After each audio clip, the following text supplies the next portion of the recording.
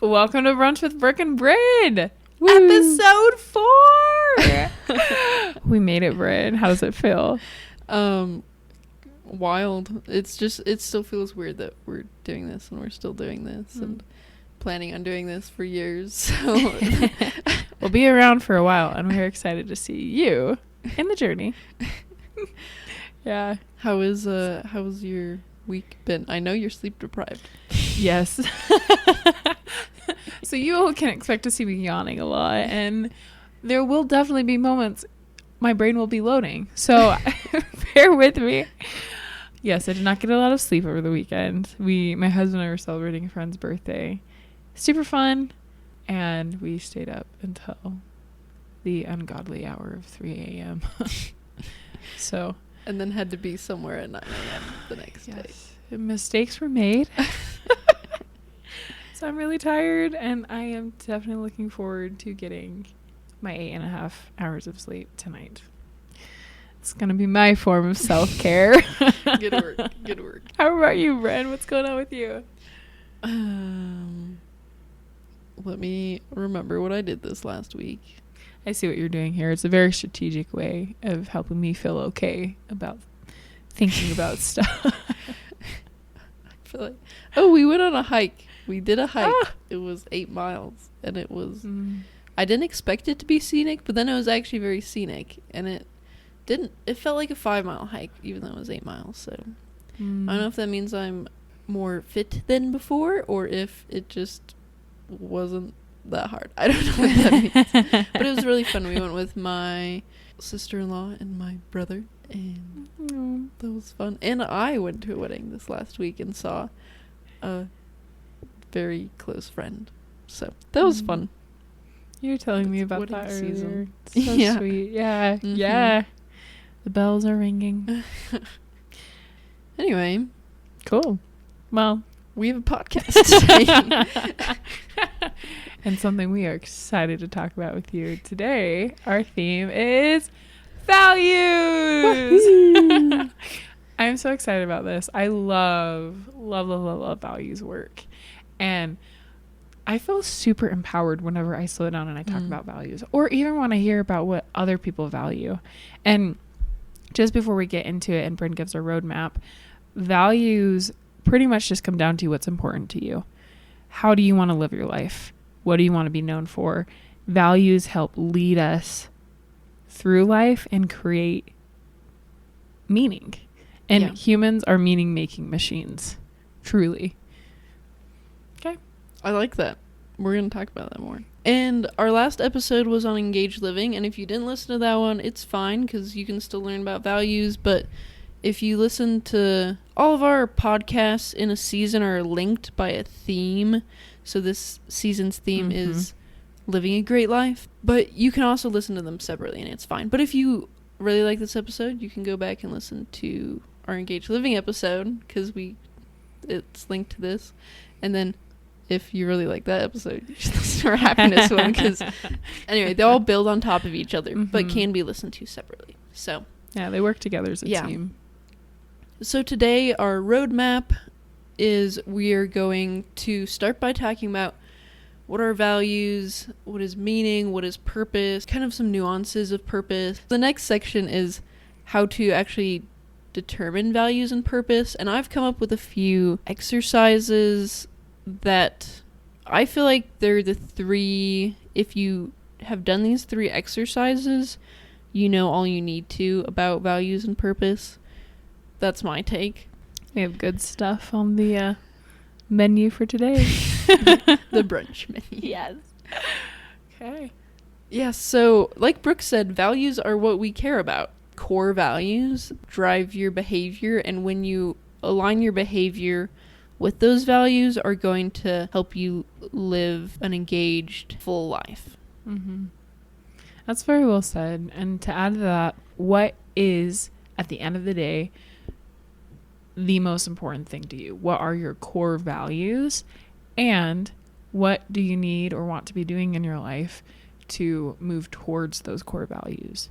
Going back to what you said, Bren, of our behavior can be informed by these values. Yes. Which creates a foundation for living a great life, because it's, oh, I know this matters to me, and it's empowering to know your values truly, and being able to slow down, understand what resonates deeply within you. And like, I know for myself, I value kindness, or I value adventure. There are these different values that you can explore and try on, or see what fits best, and that can help you create meaning and also direction in your life.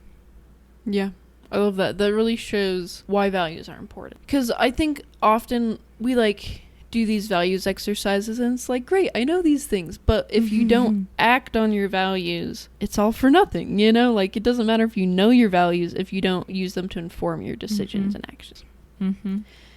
So we're going to talk a little bit about meaning and purpose. So the difference between meaning, they can be used interchangeably, but sure. One way you can kind of sort them in your head is meaning makes sense of the past and purpose gives direction to the future. So meaning is like, this thing happened to me a few years ago and it was hard, but I've got meaning from it because I learned these things, or that led me to do this thing, right? So that's meaning. And knowing your values can help you kind of figure out what your meaning is. We're not going to talk very much more about meaning today. We're going to be more future oriented with purpose. Purpose is, why do you wake up in the morning? What motivates you? Purpose is what you design your goals around. So you say, this is my purpose, and so from that I get these goals, right? And a little bit of nuance we want to discuss here is there is purpose of life and then there's purpose within life. And those are two different things. So the purpose of life is, well, I can't tell you that. You have to figure that out for yourself. You thought. I did get a little excited when you said that. I was like, oh, you're going to tell me the secrets of life? All the mystic? It's 42. The secret sauce. Oh. Yeah, so the purpose of life is it's like the reason humans exist, right? It's the reason, like the human family, that there's life on Earth. Yeah. And so this is going to be different for everyone. Like, I can't tell you what the purpose of life is, right? And if you're religious, then what you think the purpose of life is probably going to be informed by your religion. So I have my ideas about what the purpose of life is. Some examples of the purpose of life that I've heard are like, the purpose of life is to serve others, or the purpose of life is to be happy, or the purpose of life is just to reproduce. Yeah, take care of the earth. Yeah, fill in the blanks. I'm sure you've heard plenty of purposes of life. And I think it's good to figure out what you feel like your purpose of life is, because that really informs your viewpoint. I also think it's okay not to have a purpose of life. Maybe you're just like, I don't know, we're just here, and the other one is purpose within life, and maybe that matters a lot more to you, right? Yeah, it just kind of depends on the person and the situation, I feel like. But some people, I think, really need a purpose of life, and I think that's a valid need. And I'm someone that really needs a purpose within life. I have existential crises regularly. Can anyone relate to that? You can put that on a t-shirt. That'd be dope, actually. I regularly have existential crises. Don't mind me, just that. In another existential crisis. Yeah. And so purpose within life is you could see it as your personal why, like, what is the purpose of your life, or you could see it as like, why were you born? But you could also see it as, how can I contribute to society? Yeah. What legacy do I want to leave? Yeah. What impact, what difference do I want to make? Yeah. Yeah. Or maybe you don't want to make a difference even. Maybe you just want to live, you know? Yeah. And there's beauty in that too. Yeah. Which goes into, I read this book recently. It's called A Psalm for the Wild, built by Becky Chambers. And it was really interesting. It's in like a post-apocalyptic world, but things turned out good rather than bad. Yeah, that's unusual. Yeah, it's kind of like an interesting take. I mean, they kind of had an apocalypse, but like because of the apocalypse, they were like, we should probably do things better. I respect that. Yeah. Good for them. Yeah, for good taking for them. it as a learning opportunity. I hope that happens. Anyway, just kind of a short summary, which gives context to these things we're going to talk about, is there's this monk that feels like they have no purpose in life. The monk's like, I have all these things that I'm doing that are supposed to be fulfilling, but I still feel empty. So the monk goes on this journey to find purpose, and along the way meets a robot. And people haven't interacted with robots for like centuries or something, and so this monk is the first person to see this robot and to interact with them. And the robot's gained consciousness. The robot kind of goes on this journey with the monk, and at the end, the monk gets to the end of the journey, and they're like, I didn't figure out what my purpose is on this journey. And the robot does this quote. Are you ready? I'm so excited. You can't keep asking why your work is not enough. And I don't know how to answer that, because it is enough to exist in the world and marvel at it. You don't need to justify that or earn it. You are allowed to just live.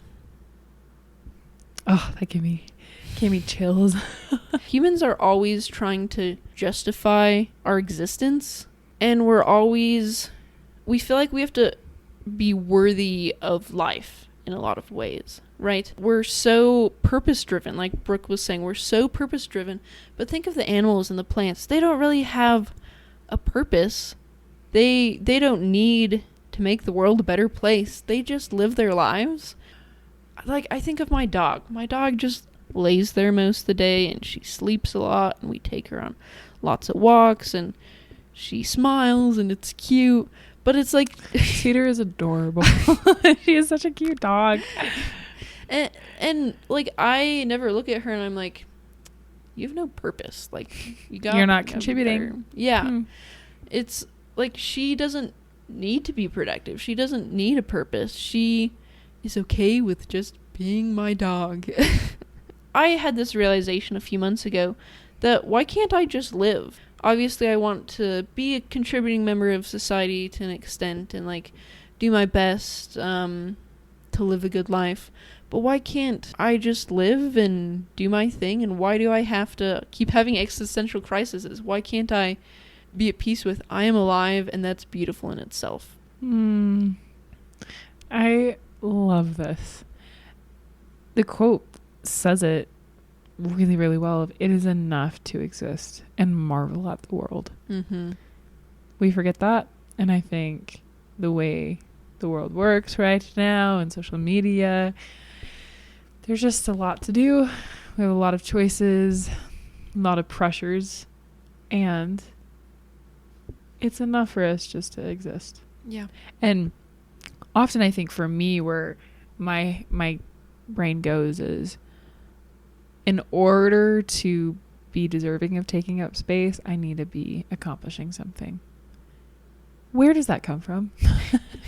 Because that's not true at all. I say that out loud, and it makes me feel kind of sad. I'm recognizing that I'm feeling a bit of sadness as I shared that, because I want to just live my life and own it. And I want to be able to slow down. And I feel like I practice mindfulness really well.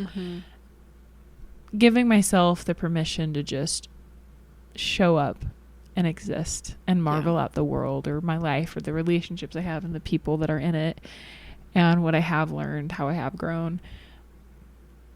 That's really, really good. Yeah. And I hope for that for each of you, that as we keep moving forward on this path to completeness, I hope for you that you can let yourself get to a place of it's enough for you to exist.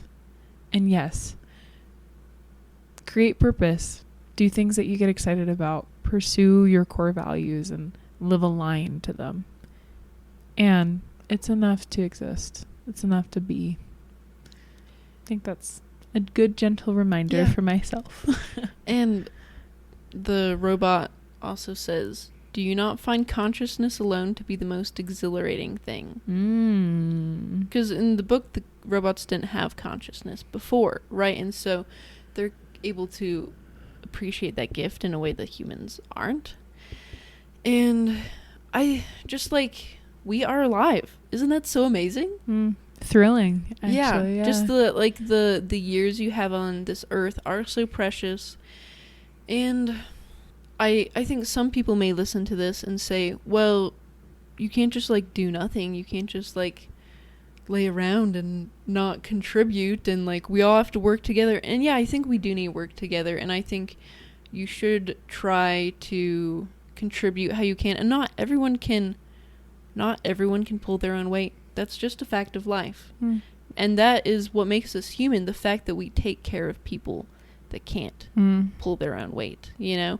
And I think there's an art, like a give and a take. And and we all have times where we are able to do more or less. Like, babies can't take care of themselves. A lot of people, when they get near the end of their life, can't take care of themselves.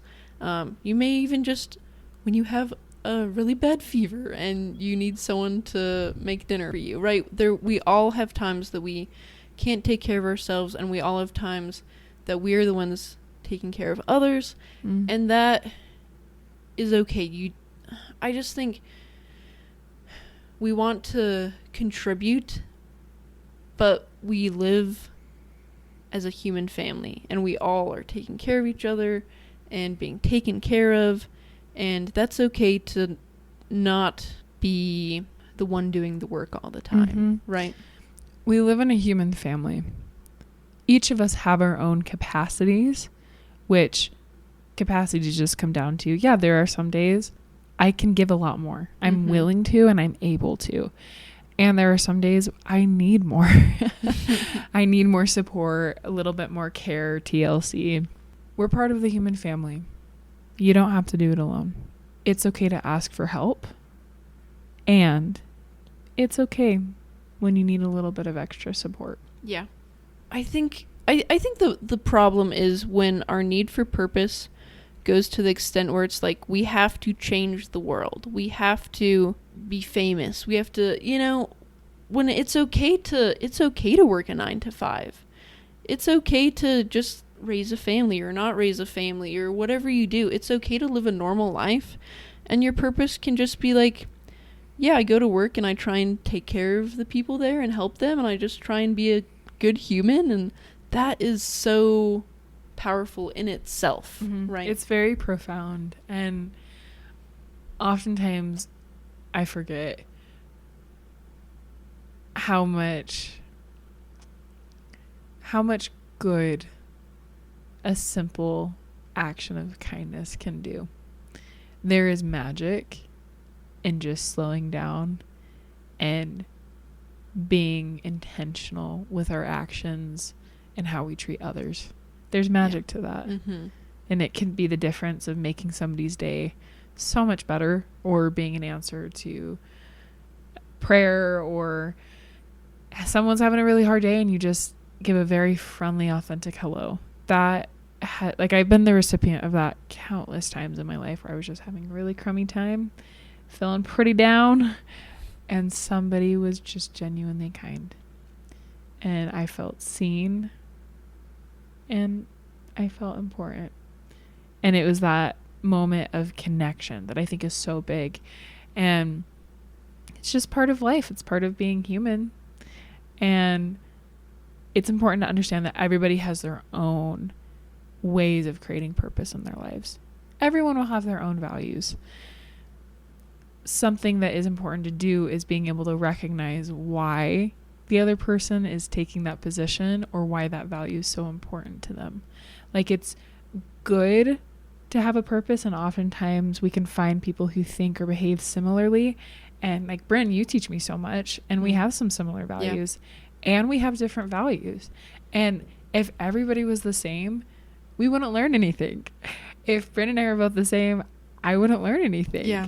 And so there's beauty, again, to these differences, and to understanding where other people are coming from. Yeah. We're interdependent. Yes. I get really excited about that. Yes, as people, we are complementary and interdependent with one another. I firmly believe that. I love that. I think I when you said that, I think you said that last time, and I was like, yes, that's a great way The to say it. Yeah. So I think kind of to summarize all of those thoughts is it's enough to just live.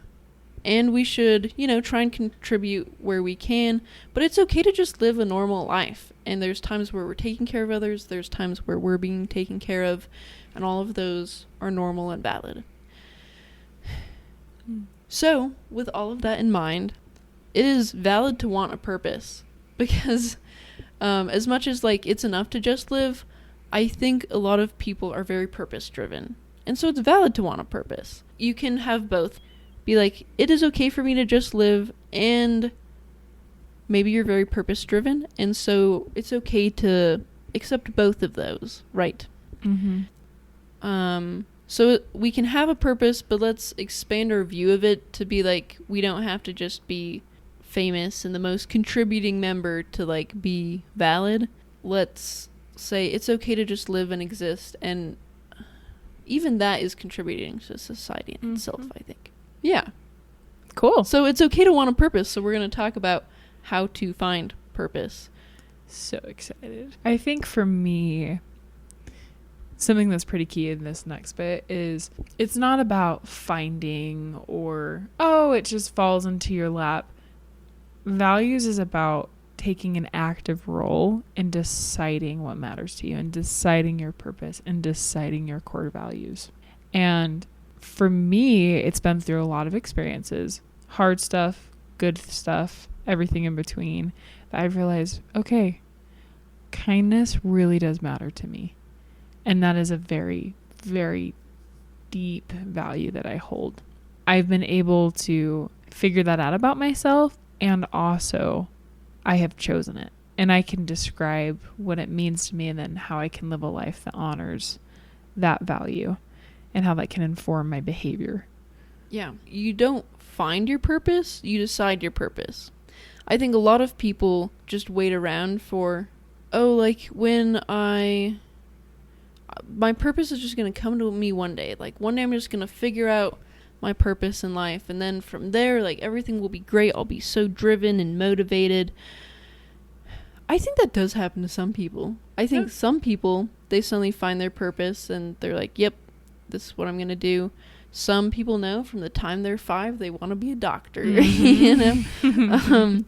very few people, I think, go and they're like, okay, I know my purpose, and it just falls in their lap. It's very rare. Right. I think most people, you have to decide your purpose. You have to look at your values and things that you think are important for you to accomplish in your life, and you decide it. And I think even people that their purpose seems to have fallen into their hands, they still at some point decided, this is my purpose, right?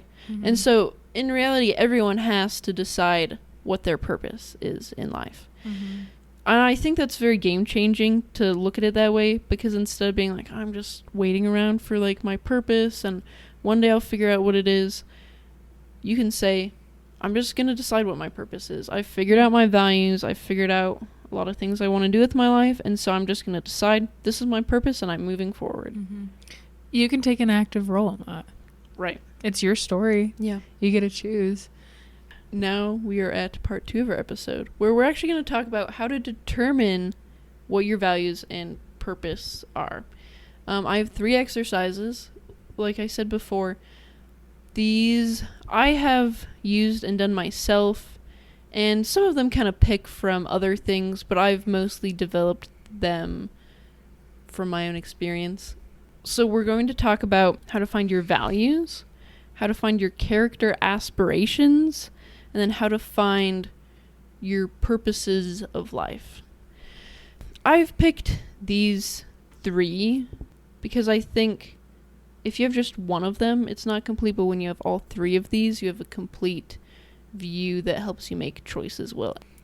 We're going to start with how to find your values. And Brooke, you actually did a lot of these exercises on your own, right? So she's going to kind of talk about her experience, and I'll talk about my experience too, to an extent, and yeah, we'll talk about what it's like.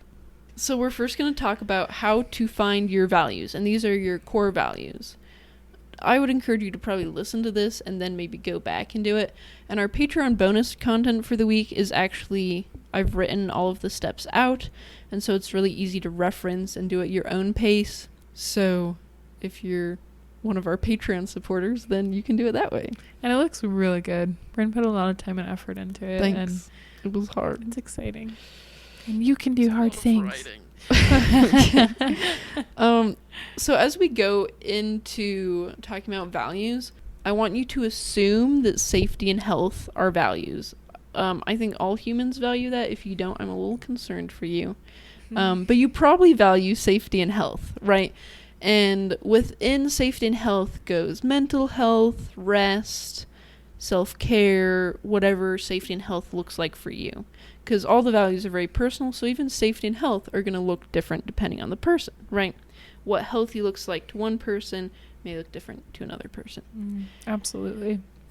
Or different ways that it shows up. Like some people might be very slow to warm up to you at the beginning because they care about safety and trust so much that they are being very careful and intentional about that. Whereas others might jump in more readily and share some vulnerabilities up front, when others might take longer just to make sure that the trust and safety is there. Or even for you, Brooke, with having a chronic health condition, you have different things you have to do for your health than I do, right? Yes. Every hour, every minute. All the time. Any wonder I experienced burnout with type 1. Anyway. Yeah, so, because as you're going through the values list, you may be like, oh, well, I value this and I value this. Ask yourself, does that fall under safety and health? So, step 1, find a list or lists of values. I kind of like using 2 to 3. It just gives you more content to work off of. And we have one that we're going to link in the show notes that we like. But find other ones too by just looking up values list and then going to images, and you're going to find a ton of them. You might want to do this in like a journal or something. Like I developed this for you to write it out on like a physical piece of paper, but whatever you want to do. So you want to go through the list, and any value that resonates with you, you're going to write down. And I think most values lists are filled with good things. Like they're not full of bad values generally. And so you kind of have to have a little bit of a filter where it's like you probably value to an extent everything on that list, or almost everything.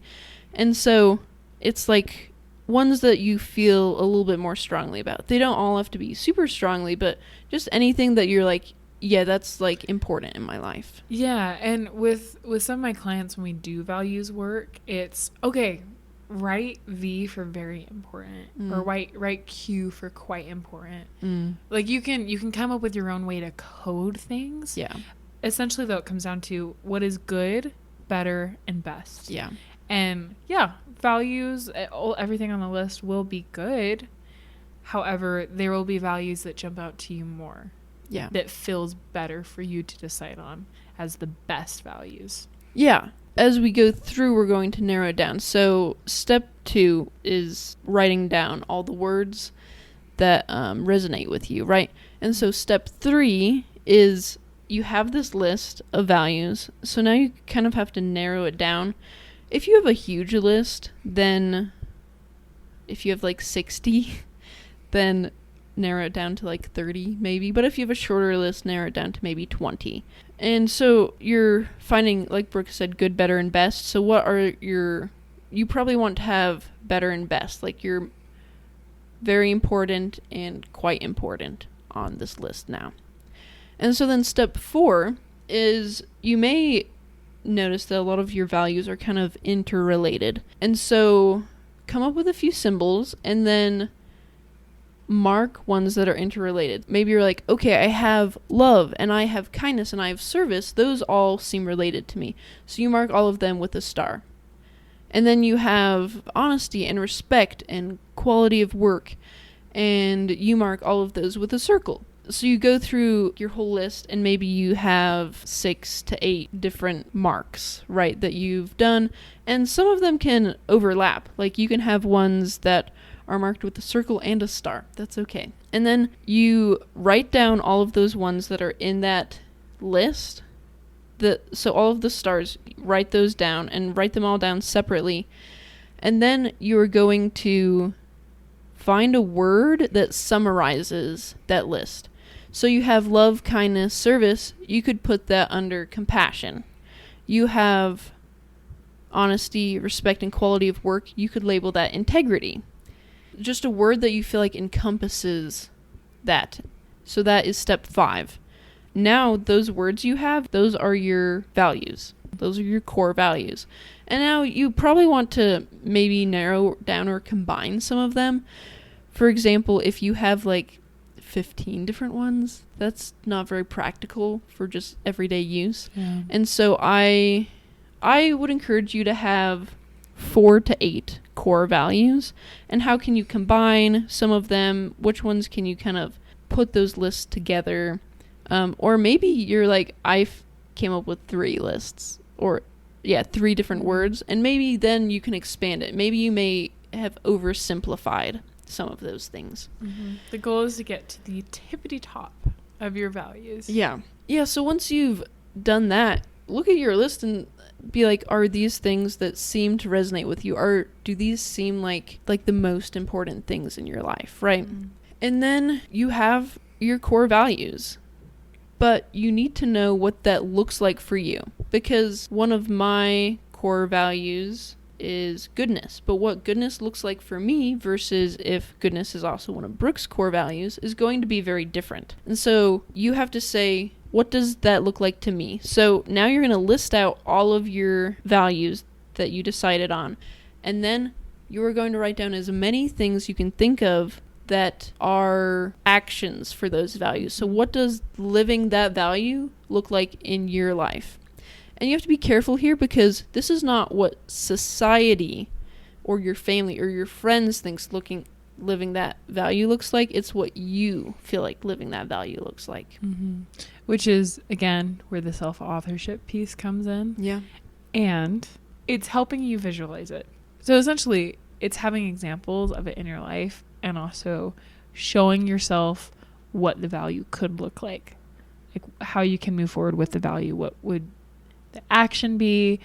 What's the behavior? And then also being able to visualize yourself doing it.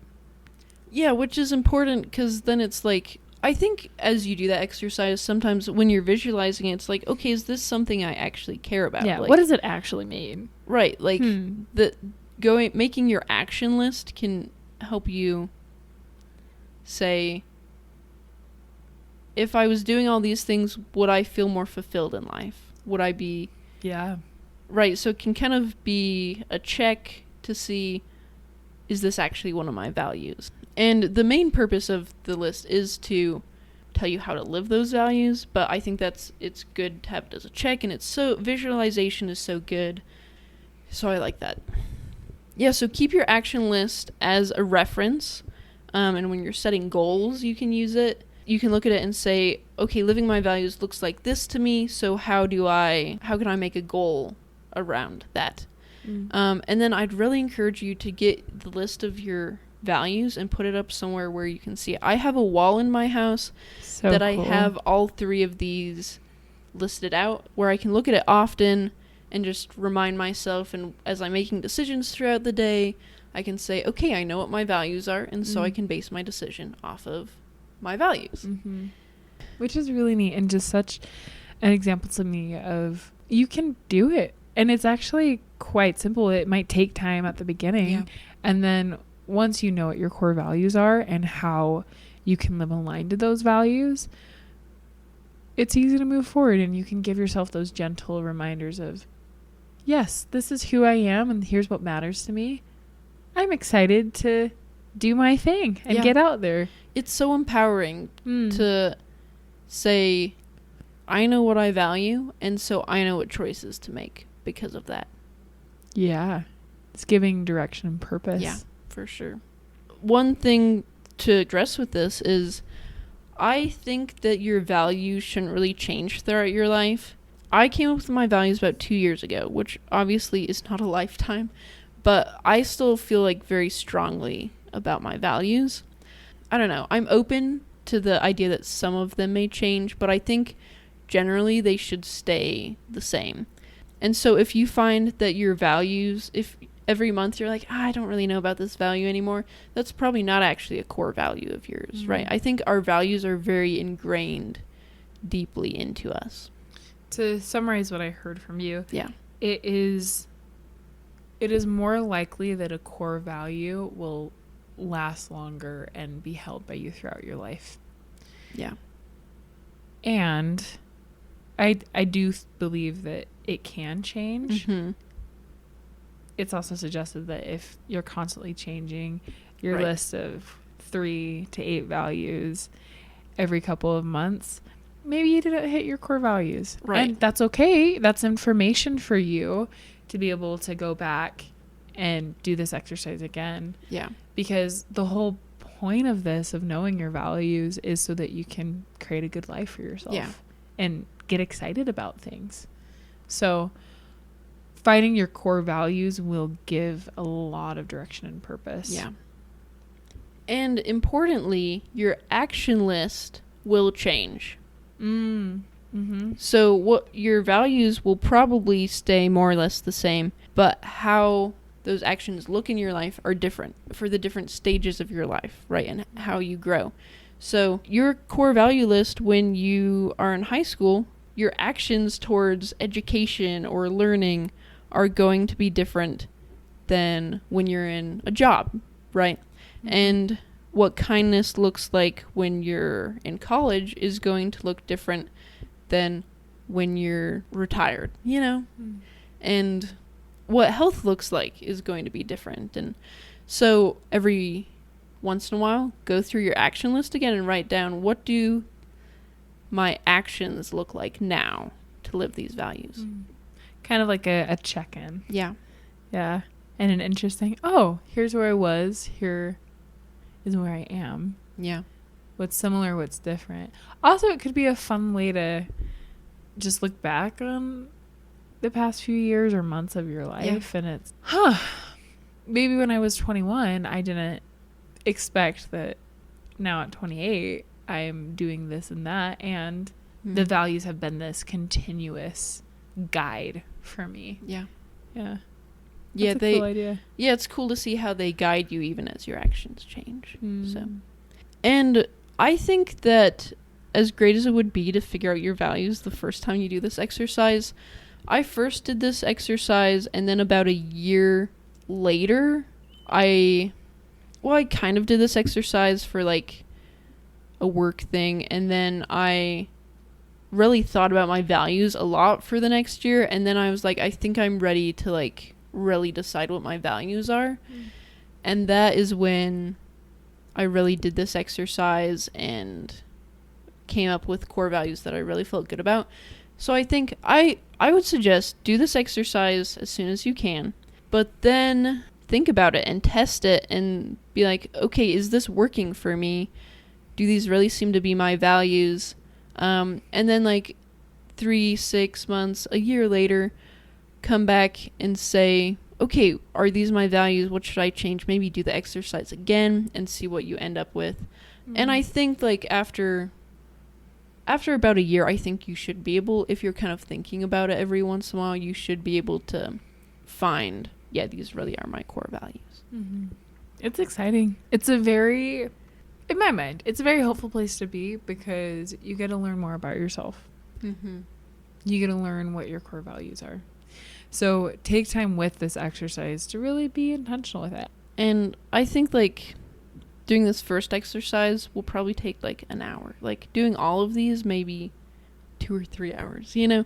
And so it's not, which isn't nothing, but it's also, I think this will save you time in the future because you're going to be making better choices because you know your values.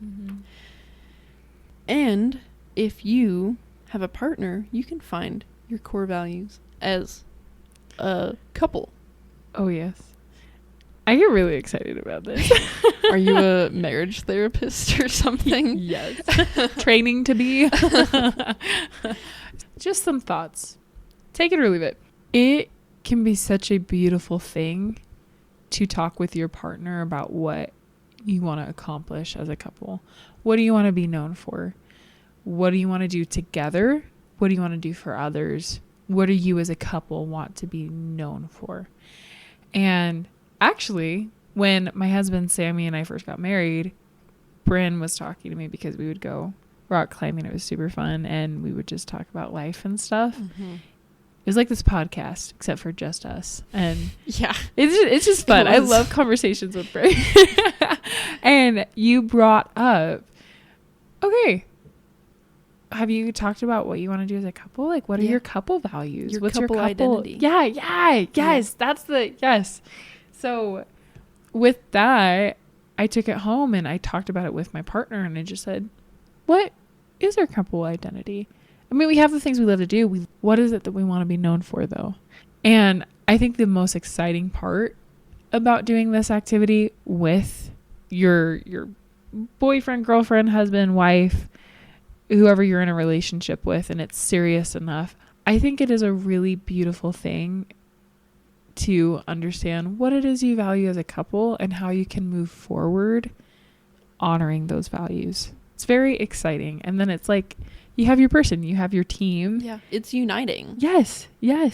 And you know where the other person is at, and you just move forward together, rooting each other on. It's really, really cool. That is a great little hype up for this. It was very inspiring. When Brent told me about it, I was like, couple identity? What? And it was cool. We should do like a mini episode on that. That'd be fun. I'd like that. Fun.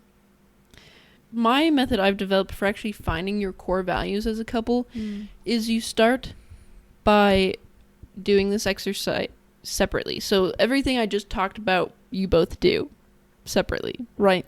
But then you come together and you compare your values. Where do they line up? Where do they not line up? And it can be very helpful to be like, oh, our values don't line up here. And so that's where some conflict may come up. And they do line up here, so that's where we tend to get along. There's some really important research I want to share with y'all. We know from John and Julie Gottman and a lot of the work that they've done with therapists and other experts in the field of relationships, we know that 69% of conflict stems from perpetual problems.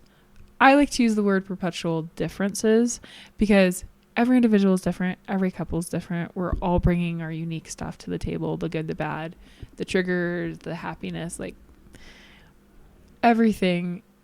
And conflict isn't a bad thing. And I will be talking about that a lot throughout the podcast. Conflict is an opportunity for greater connection and intimacy. Yeah. You can understand one another better through your arguments, your disagreements. Knowing that 69% of the conflict you will have stems from perpetual differences helps us understand that it's okay that other people see things differently. What we can do is practice conflict management skills, such as self-soothing, using I statements of, I feel this way when this happens, or you do that because of this. And being able to communicate in ways and still create safety and connection and show respect, that can help you move through the differences, move through the conflict. Yeah. And I think that's really key. Know that you will fight, you will have disagreements, and that's because you and your partner are different. You're two different people with different life experiences. That's okay. So what are you going to do about those perpetual differences moving forward? There are differences you have in your marriage that are not going to go away. Mm-hmm. And so learning how to work through those together. And I think if you can use the values exercise to determine what those differences are, then you can figure out how to deal with them better, right? It's like, okay, I understand why we disagree on this now because you have this value and I don't value that as much, right? And so often couples will get gridlocked and be unwilling to accept each other's influence because you're not saying the way I'm saying things. Like, my way is right. And we can very much feel that. And maybe it's true. Maybe you are taking the correct, better approach than your partner. And if you're constantly getting stuck with your spouse, that can cause other issues. And it's important, again, understand each other's positions, understand the values underneath, and what it means to the person. Understand the meaning they're putting into it, and do your individual work to be okay with that and to be able to tolerate just the differences. Yeah. So you can kind of find the differences in your values as you compare them, right? And from that, if your values line up really well, then you can create a list of core values. So when me and my husband did this, our values actually lined up like perfectly, kind of. What? Which I think is probably quite unusual. I don't know what that means. But I mean, they were different. We had different names for them and interpretations of them. But we were like, okay, so you have this value, and that kind of sounds like mine, but with a different spin on it. And so what's a word we can use to combine those into a value that fits ours? So I think we had an unusual experience. I don't think most people would align quite like that, and that's okay. Because if you find like our values just really aren't aligning, like we can't figure out how to make a core list, like we have two values that line up or one or none, like that's okay. Yes. What you can do then is you can go back to the step where you've looked at the list and you've written out all of the things that you value on the list.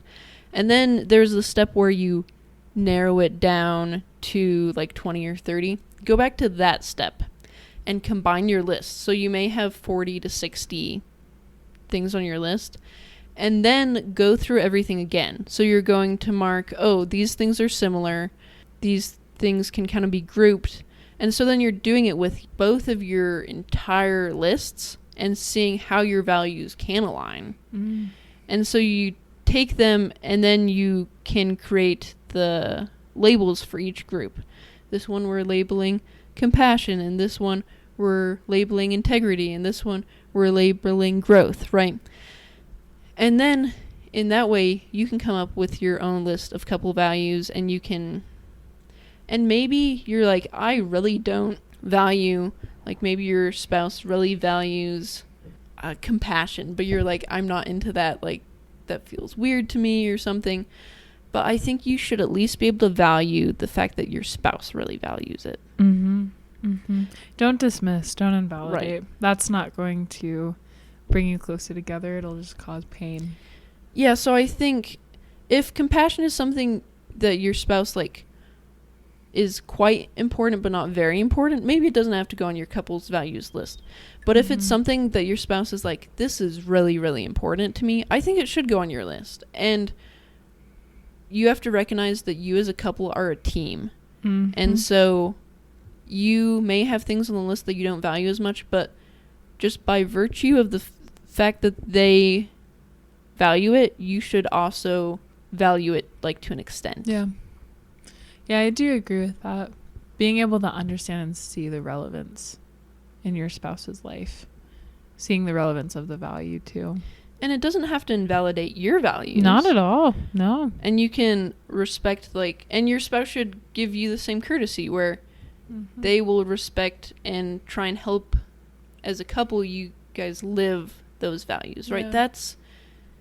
That's what you have to do as a couple, right? And another way too, like if it ever starts to feel overwhelming, you could, so both partners would split off. The two individuals would maybe come up with your top 3 to 5 values, and then you come back together and then you share, like, here are my top values. What similarities are there? Like, what's the umbrella value that we could put under this to have it be part of the couple identity? So you could simplify it in that way. Yeah. Yeah, cool. I think that's great. And obviously this is just like a general guideline, so adapt this to what works for you, what makes sense to you, what makes sense for you guys as a couple, and go from there. So have fun with it. Yeah. So that is how to find your values and your couple values. And I think finding your couple values is really powerful because then you can move forward together, and there's just a lot of strength in that, in knowing what direction you're going as a couple. It's very unifying. So, Brooke, what was you didn't do the couples one, I don't think, but what was it like for you finding your core values? Very healing and empowering. Just being able to identify, okay, what really matters to me, and if I accomplish nothing else in my life, at least I'll have done these things. At least I lived aligned to my core values. So it was just kind of nice because I felt like I was able to get more time of figuring out who I am. Yeah. Getting to know Brooke better. And I think that's one of the beautiful parts of doing values work, because you're able to have a little, it might sound kind of weird, you can have a little date with yourself. And I remember one of my old bosses, she would consistently, maybe every month, she would have a date night with herself. She'd go get dinner, I like that. eat alone, and for her it was a fun thing where she could get excited about and you know, she's married, and you know, they had a kid, and I know they were super close to the family, and she valued giving herself that time. And then after she'd get dinner, she'd go watch a movie by herself, and I just thought, that is the coolest thing. And for her, that was really, really important. Like, she knew herself and she was making time for herself. There are other ways that you could do that to make time for you, to do what is important to you, maybe pursue hobbies. And also, I think slowing down and examining what values I have was a way for me to do self-care. Yeah. I liked it a lot. And it helps you do self-care in the future because you are living your life and your values and living aligned. Woohoo! Woo! Okay, so that's like the most intense one. The other ones are a little bit simpler to an extent. So the next one is finding your character aspirations, or who you want to be, or your ideal self. I don't know, whatever you want to call it. I'm going to call it character aspirations. This is connected to your values, and you may be wondering, why have both of them? Why do I need to know my values and who I want to be, the characteristics? Because I think they're interconnected, but they have some subtle differences, and they're important for decision making in different ways. Because there's some questions of what do I value, and then there's some questions of who do I want to be. When you have a decision, it may be less a question of values and more of a question of, if I make this decision, what kind of person am I? These are how you want to be perceived by people, right? And also who you want to be. And I think this is really important because you're defining and taking charge of what you want to become. And you can look at it from both. It says, okay, I have this decision. How can this align with my values? And how does this help me become a certain person? And I look at my character aspirations and my values, and they have similarities, right? Your character aspirations are almost a application of your values. Yeah, that is very well said. Yeah. Character aspirations are an application of your values. Ultimately, for me, I think my goal, my personal goal, is to become the best Brooke I can be. Like, there are certain things that I do aspire to, like, with my character, and also who I want to become, what I want to accomplish. And I feel like my values inform that. Yeah. I feel like my ultimate goal is the character aspiration piece. And the values work supports me in that. At the end of the day, it's about who we become and less about what we do. We can't take what we do with us. Like, if you accomplish all these things, but have to move to a different country, and you did those things, but nobody knows, but they do know who you are, right? Absolutely. And something too that I want to emphasize is in life you're always growing, you're always learning, and in some way or another you're becoming. It's just a matter of, do we want to be intentional with that? So friends, we want to ask you just to munch on as we keep moving forward. See what I did there? Yeah, that was nice. Who do you want to become? What do you want to be known for? How do you want to grow? A lot of times we forget about the power of our desires and our choices, and we get to mold and shape the type of life we want to live. Mm-hmm. Yeah, so as we do this exercise, there's a few things to keep in mind. This exercise has a lot more preface and then less exercise probably, so we're going to talk about a few things before we get into it. So it's a little hard to decide, because maybe like I'm like, Ryan Gosling is awesome. I want to be just like Ryan Gosling. He's my hero. He is pretty amazing. Or he's like, so nice. Enter like any celebrity or like any hero or your grandma or whatever it may be. But at the end of the day, you are not that person. Mm-mm. And you can't be that person. No, and you're not meant to be a mini. Even if I love and adore Ryan Gosling, I cannot be a mini Ryan Gosling. I cannot be a mini Sue Johnson. I can't, because I'm not them. And anyway, I have strong feelings about this, because there's no other you. There's no other Brooke. Right. I mean, there are other Brooks. There are plenty of other Brooks, but like me, there's no other me, and there's no other you. Yeah. And you can work with your personality, but I think to an extent our personality is kind of stuck. We can change and build on our personality. I think of it like molding versus creating. Mm-hmm. So creating, you're working with new material. It's like, oh, I found this stick, I'm going to use that. But molding is you have the clay and that's all you have to work with. And so how can you shape it into this beautiful pot or this beautiful sculpture, rather than I'm going to collect all these different things? You have to work with what you have and the personality you have. And I think you can shape that, but you can't be like, I'm just throwing this out because it's you. And you are of worth, and you have the right to simply exist. Yeah. Yeah.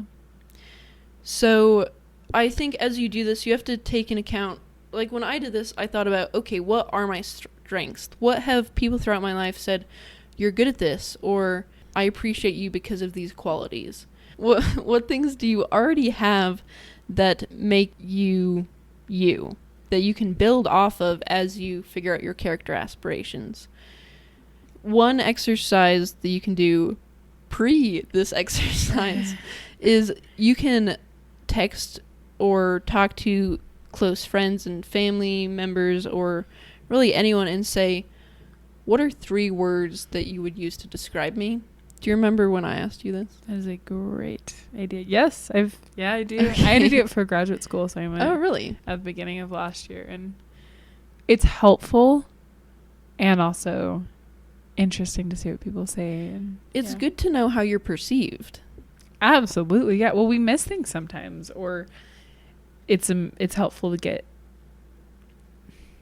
another person's perspective. Yeah. So I think that's a good exercise to kind of get a feel of, where am I at right now? And like I said, we're molding, not creating. And so we have to work with certain character traits we have. But you may look at yourself and be like, a lot of my character traits aren't very good. Like, the example I'm going to use is anger. Maybe someone says, or maybe like you know that people see you as an angry person, and you're like, how do I work with this? Like, you may be like, this is something I need to get rid of. I need to get rid of my anger. But anger is such a great powerful characteristic to have. Anger can really build and empower you. Anger is actually an incredible engaged living skill, because anger allows you to stand for what you believe and set boundaries well. But anger can also be used in very unhealthy ways, where you, instead of setting boundaries, you're just yelling at people for not respecting you, when instead you should use that anger to say, I didn't like what they did, and so I'm going to talk to them calmly and set a boundary. The point is, anger can be very powerful for protecting yourself. It's such a beautiful emotion, and it's so demonized. Yep. We'll get into that in the future too. Yes. We have many thoughts. Many thoughts on anger. And so instead, we don't really have a word for anger being used in a good way. There's not like one direct word for that in English. So I think, how can you rebrand your anger? You know? Instead of saying, I'm just not going to be angry anymore, I'm going to get rid of that. Anger could be a very core, important part of your personality. Yeah, it can serve a purpose. Yeah, for sure. And so maybe anger ends up being one of your character aspirations, but maybe to reframe it, you could just call it anger, but because of how our society sees anger, it can be hard to be like, oh, I have joy and kindness and anger. It's like, wait, what? It doesn't really seem to fit as well, right? I have anger is one of my, yeah, it's interesting. And still, like all emotions, it serves a purpose and it's a source of information. And yeah, so I think rebrand your anger. So how do we do that? Well, I thought of some. Oh. It kind of depends on how you personally feel your anger is acted out, and what the source of your anger is would determine the word you use. But you could use justice-minded. Maybe you feel really strongly about justice, and so that creates anger. Or you feel really strong about protecting the weak or people that need help, or running to people in need, and so you could call that succor. Which means to run towards. Yes, to run to help someone, which I think is a beautiful way to describe anger. Yeah, well, even for ourselves, anger can be a way that we're running towards helping us. Yeah. Helping ourselves, helping others. Yeah, for sure.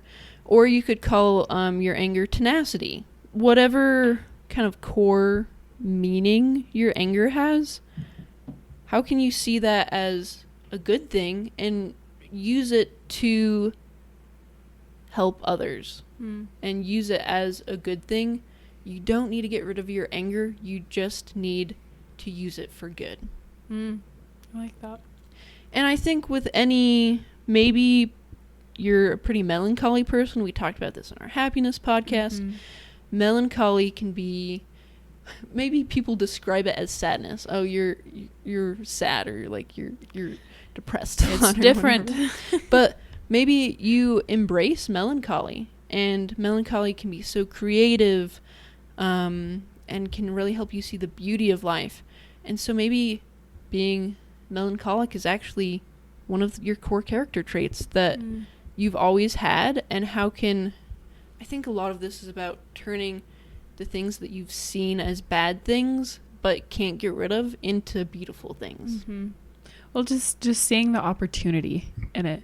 It's important to be able to see the opportunity in what you perceive as weaknesses as strengths, because they often go hand in hand together. And sometimes too much of a strength can turn into a weakness. Also, sometimes weaknesses can become strengths as we work on them, as we grow, right, and as we're molding ourselves. Yeah. Right. And so see the opportunity in that. See the opportunities to learn, to grow. So those are all things to think about. A lot of things to think about as you go into this. We're molding, so you have to work with what you have. How do people perceive you? How do you want to be perceived? What negative, quote unquote, character traits are some of the most beautiful things about you, right? All right, so now the actual exercise of deciding your character aspirations.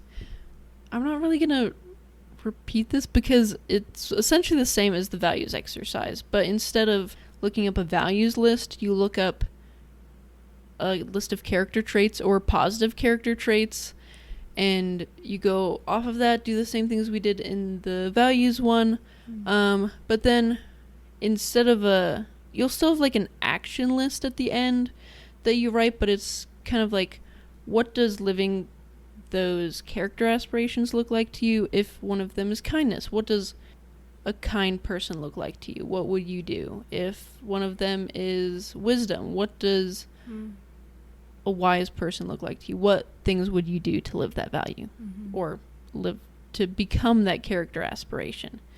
I think about someone who embodies that, and also what you respect, admire, and how you can.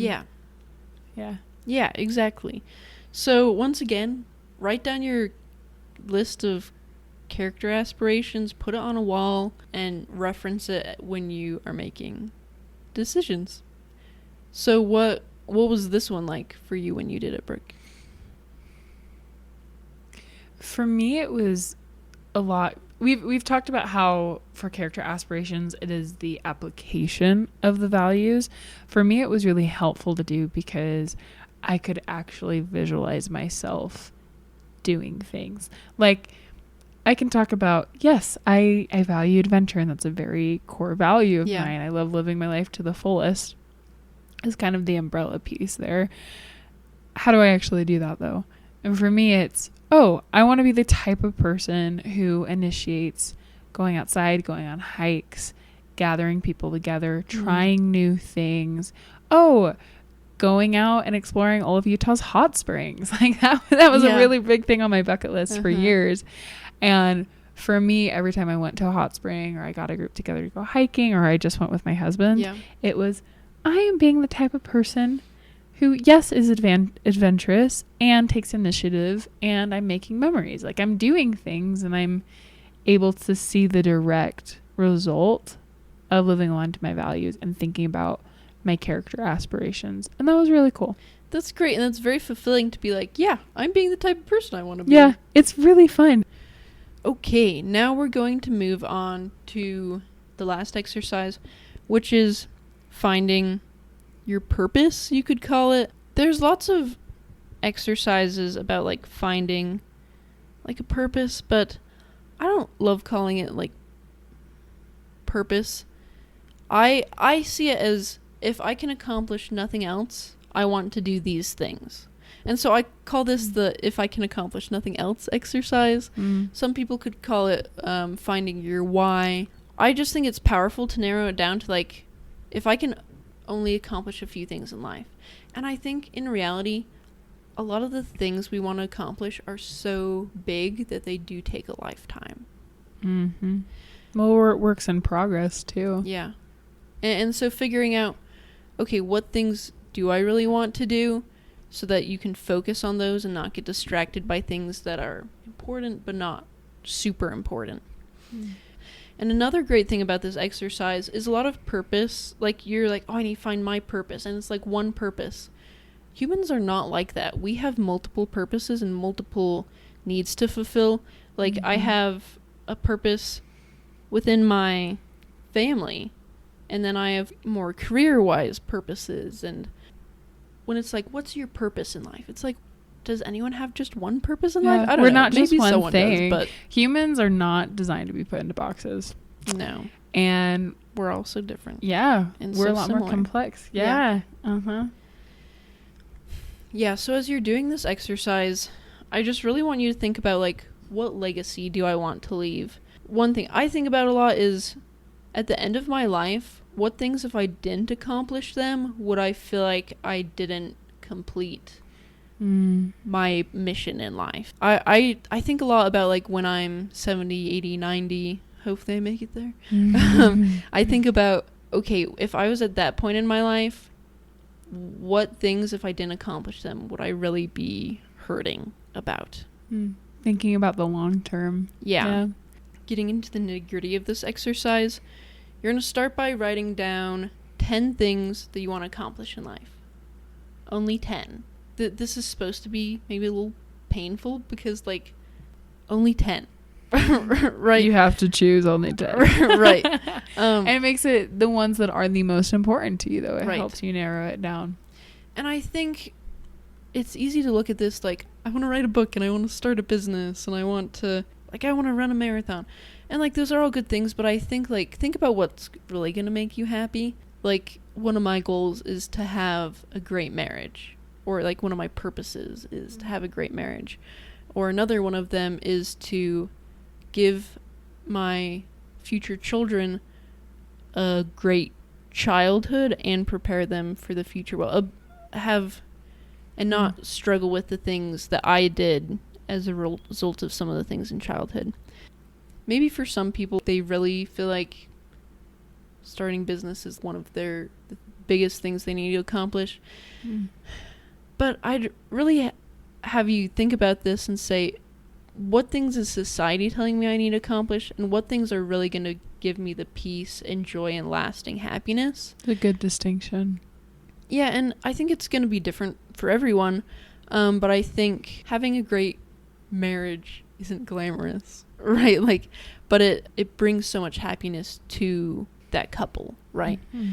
So think about it in that way. So 10 things that you want to accomplish, and then to make it hurt more, we're going to narrow it down to 6 or less things. And maybe some of the things you combine or whatever it may be. But, I mean, the point of this is that you're really getting down to, if I can only accomplish 6 things before I die, what are they going to be? And then I want you to look at those things and how you do these things. And I think this is where the magic happens.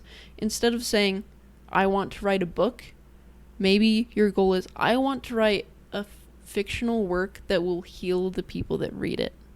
Like a very healing book, right? Or, like, for me, my goal isn't to raise children. It's to raise children that are going to have a very happy childhood and won't struggle with a lot of the things I did in childhood, which takes a lot of personal work on my end. And so instead of just saying, I want to accomplish this thing, talk about how you want to accomplish that thing. And I think that is so powerful. Be specific with it. Yeah. Okay. So maybe one of your things is writing or is starting a business, but what does that business look like? How does it give back? Or how do you treat your employees at that business, right? What's your mission statement? Yeah, all of those things. It's more than just start a business. It's how does that business align with your values? So I think a few questions to guide you as you do this step is you can ask, well, look at your values list and say, how can I align these goals with my values? Ask yourself, what accomplishments would heal my soul? For me, like, raising my kids to not struggle with the things that I have, that would heal my soul. So maybe, like, writing the book that can help heal people, that could heal your soul. Ask yourself, if I could only accomplish these things before I die, would I feel that I lived a good life? Ask yourself, what deep needs have you always had, and do these goals accomplish these deep needs? I think most of us kind of have an inkling of, like, I really need to do this before I die. I think we have kind of this idea. I don't know how we know those things. Now that you have these adjusted statements, you should have 4 to 6 of them. I want you to order them, and you're going to have 2 lists that are kind of the same list. But the first list is, if I can only accomplish these things, they're going to be these. And so for me, I have 3 of them. I would pick only 2 or 3. It's like, if I can accomplish nothing else in my life, it's going to be these 2 or 3 things. And prioritize those. So number 1, number 2, and number 3 if you have a third. And then you're going to take the second list is, if I can accomplish a little bit more, what it would be. And this kind of emphasizes, like, there's so much work in those first 3 things. I think you can accomplish all of the 6 things, but it's like, what is most important? We're really prioritizing here. And then have 2 or 3 things on the, if you can accomplish a little bit more, what are those things? And that's the exercise. That's woohoo! But then you have a whole the rest of your life to try and accomplish those, you know? You have time. And so then you have to look at it and once again put it somewhere where you can see it often. This helps you decide how to live your life, what choices to make. As you make goals, you can look at, okay, these are my life purposes. These are the things I must accomplish in my life. And then what goals do I set to accomplish those things? You know, so all of these 3 exercises are interwoven. And I think all 3 of them together create a complete way to make decisions and to live an engaged life. We do want to do an episode on a deep dive on goals in the future, but that will come out in a few months. So in the meantime, really explore your goals and figure out what your values are and do everything in here so that when we get to that, you can really like say, okay, I know my values, now let's make my goals, you know? You get to do the groundwork now in preparation for, what goals do you want to work on in the future? Did you have any experiences doing this? What was it like kind of narrowing down, like, what do you definitely want to do?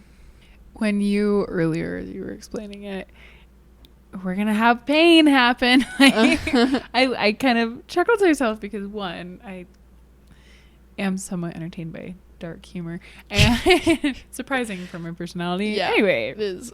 maybe God.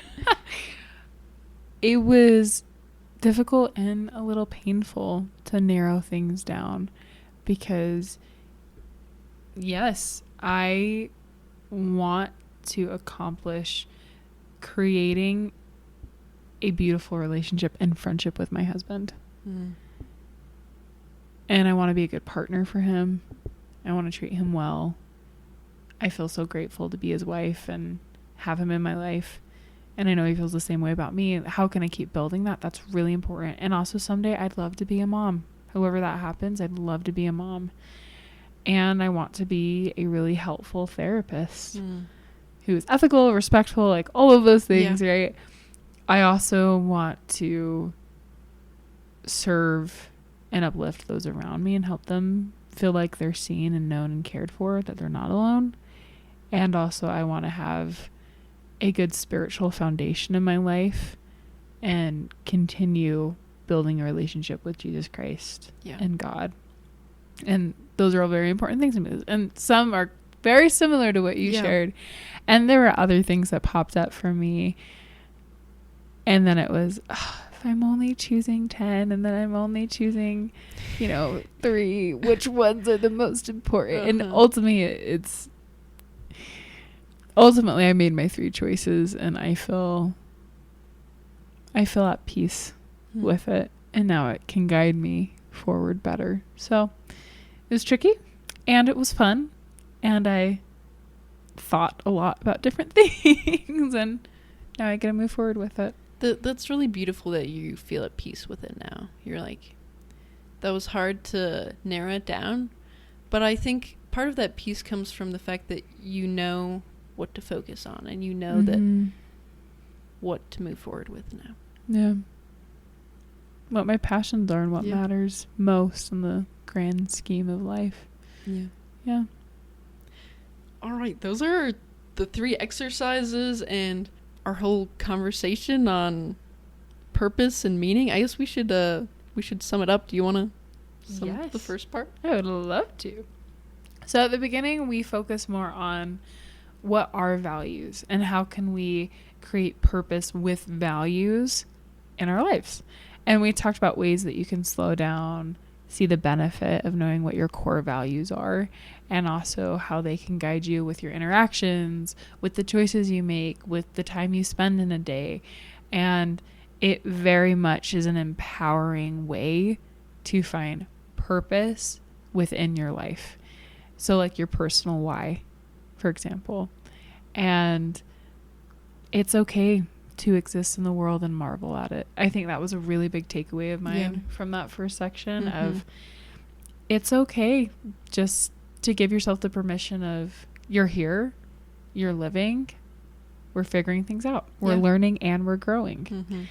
And values is a really wonderful way to slow down and also figure out who we are, who we want to become. Anything you'd add, Bryn? just meaning makes sense of the past. Purpose gives direction to the future. Purpose of life versus purpose within life. And then our next section was how to determine values and purpose. So finding your values and finding your character aspirations, and then finding your, if you can only accomplish these things, what would they be? Yeah, so that's our episode, and I really hope you go through these, and it's so empowering to know your values, and really helps you make good decisions. And if you struggle with not having enough time, often figuring out your values can help you figure out the best ways to be spending your time. And it's crazy how that works, but it does. I can promise you that. and I'd also encourage you, once you figure out your values, to go back and listen to the Engaged Living podcast again, because then that's about like how to live your values, like how to put them into action. And so that's a good next step to take. So that's all for this week. Cool. Yeah. Thanks for tuning in. We always appreciate you joining us at our table, and we hope you have an amazing rest of your day. See you next week. Bye.